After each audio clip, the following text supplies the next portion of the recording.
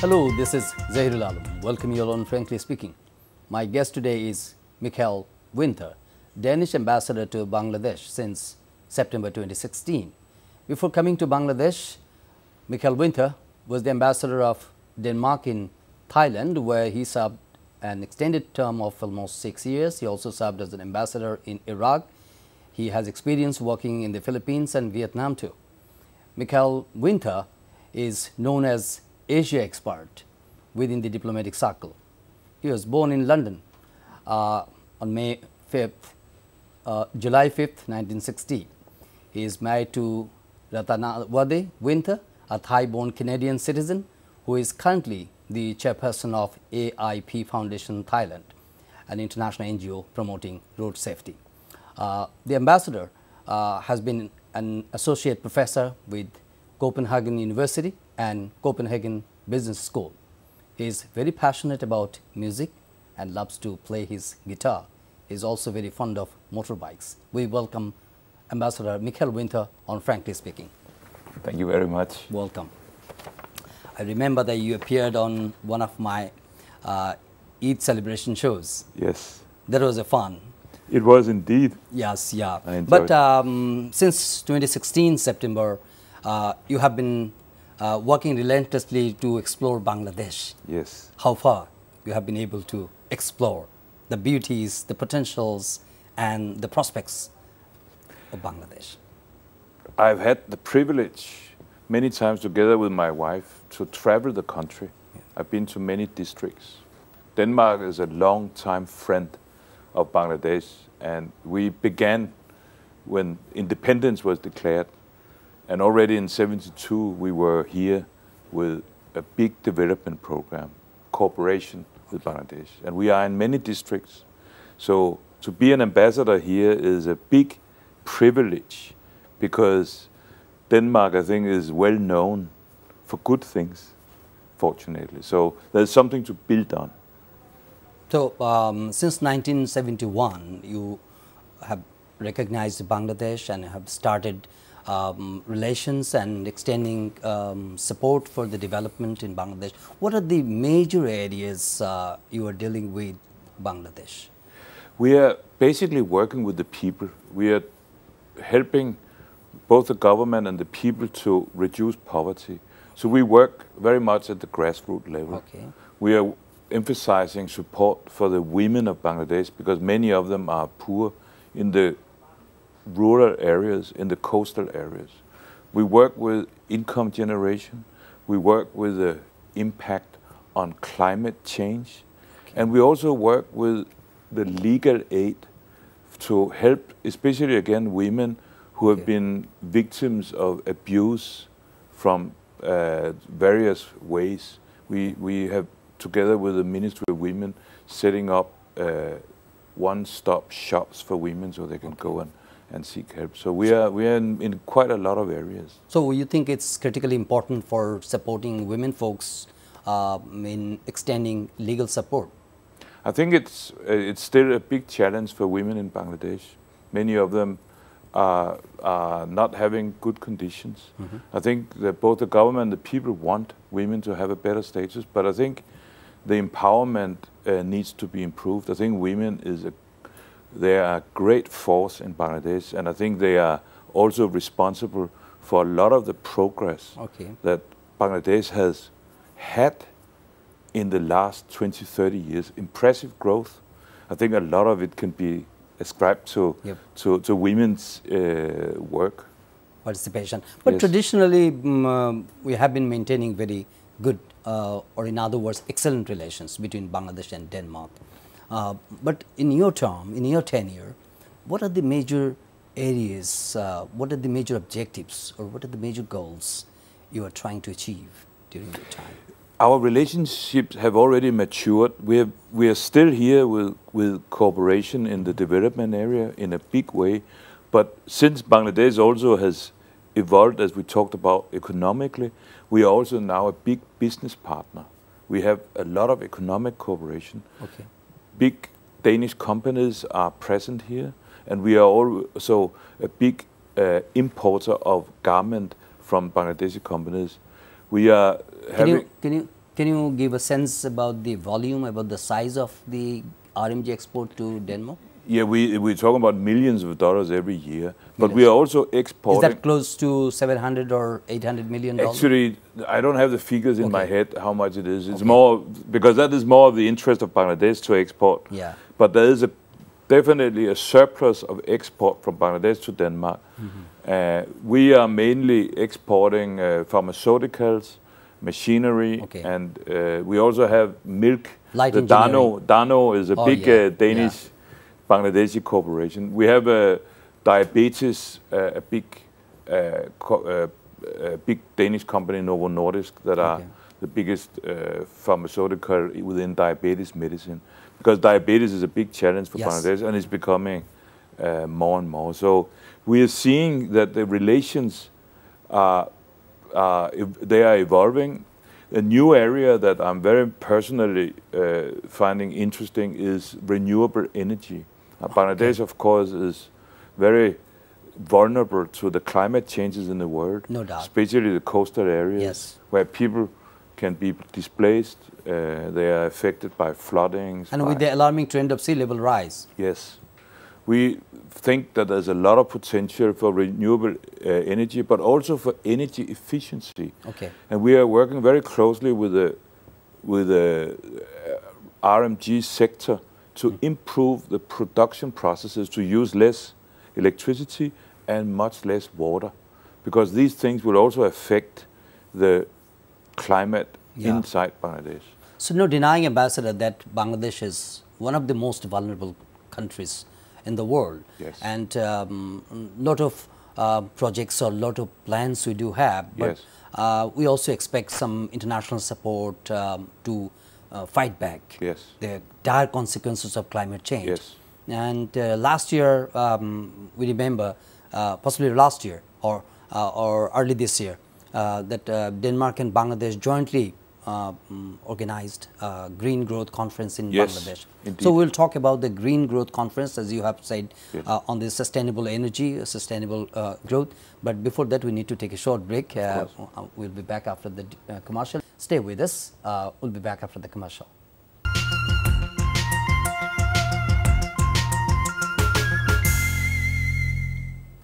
Dear viewers, welcome back. You are watching Frankly Speaking. My guest is Mikael Winter, Ambassador of Denmark to Bangladesh.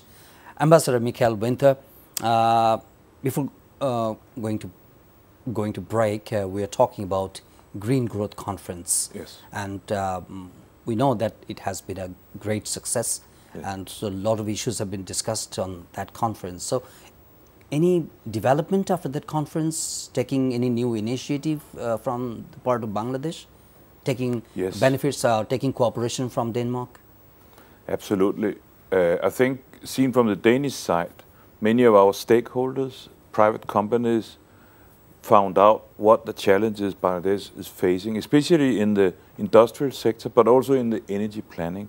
And I think the Bangladeshi side, both the government officials, but also the private sector, realized how much Denmark has to offer in the way of green growth, what we call an energy efficiency, and also renewable energies, that it takes very close cooperation between the business and the government, business to business, and government and business. And that partnership, I think we have good experience within Denmark. Energy policy, price policies, and price on water and taxes, the combination. It's complicated, but with strong political willingness, I think we can see that Bangladesh has a lot of potential. And we saw a great interest from the Bangladeshi, especially the garment sector, to apply some of the technologies that has been developed that can improve the production to make it much less energy consuming. There's some easy, low-hanging fruits to pick for the industry where it's all money saving and energy saving. But are you willing to transfer technology for the sustainable energy in Bangladesh? Absolutely. Of course, a lot of that is business to business. So there's also technology offered on commercial basis. And we have some very visionary companies in Bangladesh that are at the forefront. they are now, of course, we know the government sector is struggling with the compliance on labor rights issues and also issues on unions. But it has been remarkably, significantly improved. Absolutely. Labor standard. And the next step, I think, is now to also use some energy-friendly and green technologies, because I think Bangladesh also needs to look at how the energy is consumed and use some of those technologies that can reduce the consumption. I think that is a future for the world. Ambassador, let's talk about something on governance issue, how you look at the Bangladesh state of governance or state of democracy or state of human rights or how you are looking at the coming general elections. Of course, this is a main part of my job to follow. On the governance issues, the Danish companies are coming to me as an ambassador and ask advice on the situation. And I have to be frank with them because they are looking at different countries and they are pointing out that there are challenges with governance in Bangladesh. Corruption is an issue that they are concerned about, and also the political stability. But we have seen major improvements. We had the tragedy just before I arrived with a big terror attack. I must say I want to... At the Holy Bakery. At the Holy Bakery. And I must say I want to compliment the government of Bangladesh for the security they have provided and also for foreigners. We have now had very quiet period. There has been issues, there's been things, but I must say something like that has not happened, and that gives a good feeling. But global community is in the same page in confronting the threat of terror around the world. Including my own country. Including your own country. Including my own country. So we are now looking ahead for the election. Democracy, elections is part of a democracy. We may have a change of government or not. These issues are something we follow very closely. And we, of course, hope for the Bangladeshi people that this will be an election where everybody will participate and can participate, and where we will not have too much violence. Because that is something, as you and Bangladeshi people know, always a risk in this country. But I tell the Danish investors and our business partners that this is not something we think will affect the business climate. We think we should go ahead with our cooperation. We should look at the risk. We should keep an eye. But usually Bangladesh is a country that will always, the people are so resilient. So when challenges are ahead, there is a strong willingness to overcome them. And I'm quite optimistic in that regard too also. Recently, have you observed the local government elections, including Rangpur City Corporation elections? How was it in your view? I think it was a test case and a positive case for Bangladesh, where the election seems to be going, it went very smooth, very transparent. People were participating and people elected the person that they wanted to have. I think it was very encouraging to see. And the preparation of election commission for the next general elections, where most of the parties want that the next elections should be held in an inclusive manner, in an impartial manner. So you expect, what do you expect from the election commissions for holding the next general elections? We expect that the election commission will make sure that everybody get the level playing field, that the election is inclusive, as you said.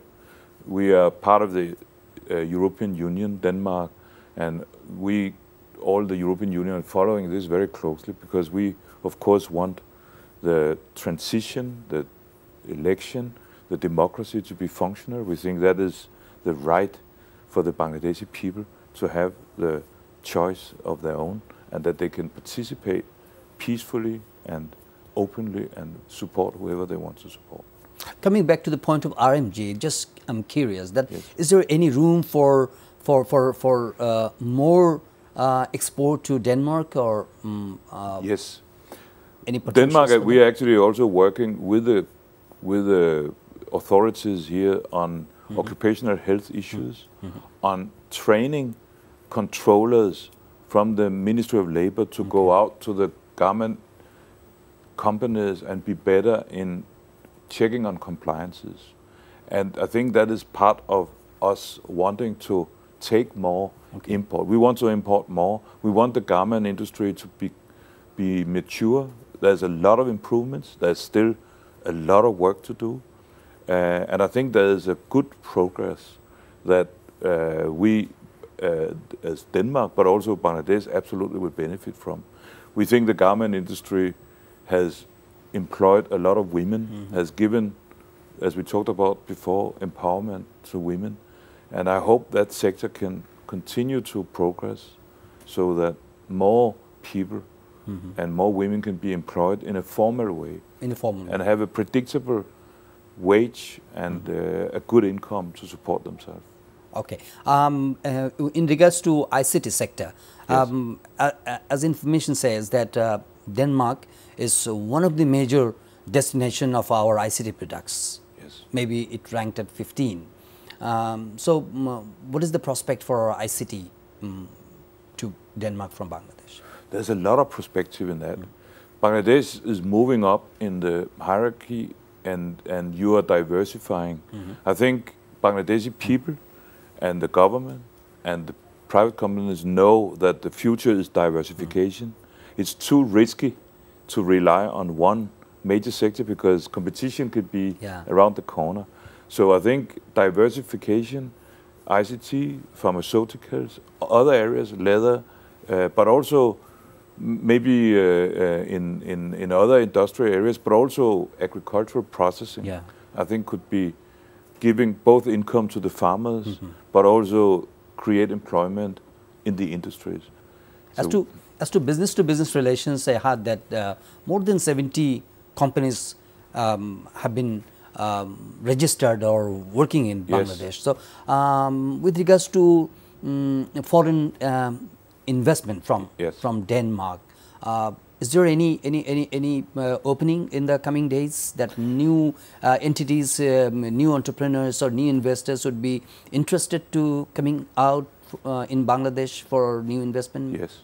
We see a lot of interest from Danish companies at the embassy where I am. We are very busy helping Danish companies. I would also say it is challenging in Bangladesh. I hope that Bangladesh government will look on improving the business framework for private foreign companies. There's still many challenges for You mentioned framework. Yeah, framework. Okay, yes. what does it Framework is the conditions. It is still very hard for... Atmosphere. Yeah, there's a bureaucratic hurdles. Okay. There's sometimes the judicial aspects that is not clear. Corruption is playing in many levels where it's hard for the companies to know what are the rules and what are the conditions. Bureaucracy is quite heavy. There is a lot of things, and I think Bangladesh could have much more foreign investments. I think the level of foreign investments compared to the economic level is quite low in Bangladesh. And I think that there's a lot there that could be improved, and I hope that it will be improved so the Danish companies who has a lot of interest in Bangladesh can do more. Ambassador, can you speak some Bangla? কেমন আছেন? ভালো আছে, অনেক ধন্যবাদ।